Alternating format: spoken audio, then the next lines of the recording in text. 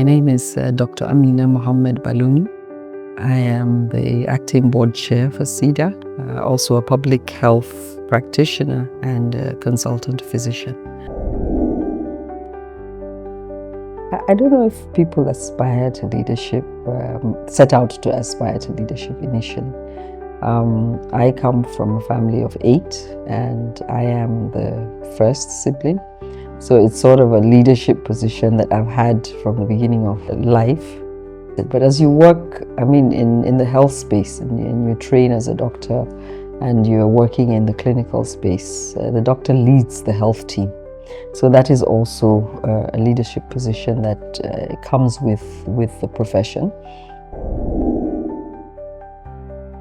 I went to Queen's College for my secondary education and I got my O-levels from there. I was in the Micklefield School in Seaford in the UK for my A-levels. I started my university career actually in UI, but I ended up graduating from ABU where I got my MBBS. After that, I went into residency training for internal medicine, the same Ahmadu Bello University Teaching Hospital. I became a consultant in 2004. And after that, I went into development work. So I worked with UNICEF for cumulatively at the end 15 years. But I started with the immunization portfolio and then I headed the health portfolio in a field office. During that time, I did an MPH in the University of Liverpool. And I did various certifications in Harvard. I also did an INSEAD Business School, which is around leadership. How do you, one of the things that also consolidated around, how you become a leader, how you are effective and things like that. It's important to manage growth because when you grow too fast, the fundamentals, the weakness comes out. So how do you manage the growth and how do you make sure that this is effective growth?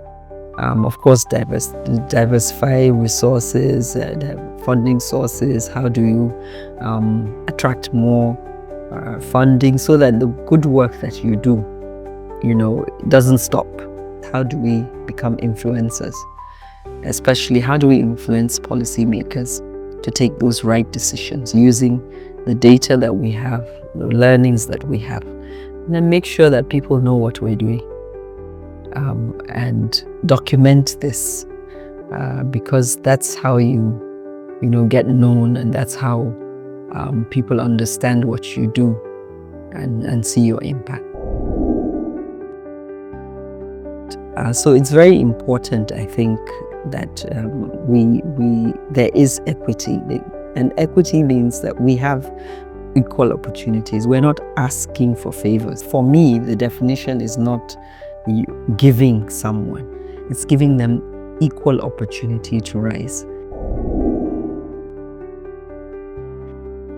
Do your work well and do your work diligently, and show what you're worth. Be confident of who you are and what you bring to the table. Take care of yourself. That's important.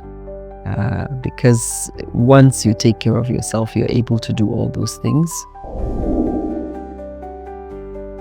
My vision is, how do we bring the best out of these young, dynamic, very hardworking people. Of course, there's also a mix of experience. You have older people, experienced people that are in the mix.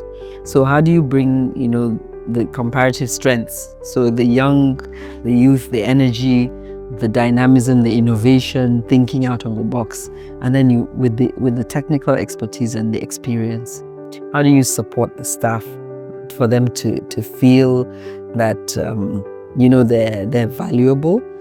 How do you make people feel that not going to a job, but they're going on a mission? There's no substitute for hard work, really. The work needs to be put in for you to reap the rewards.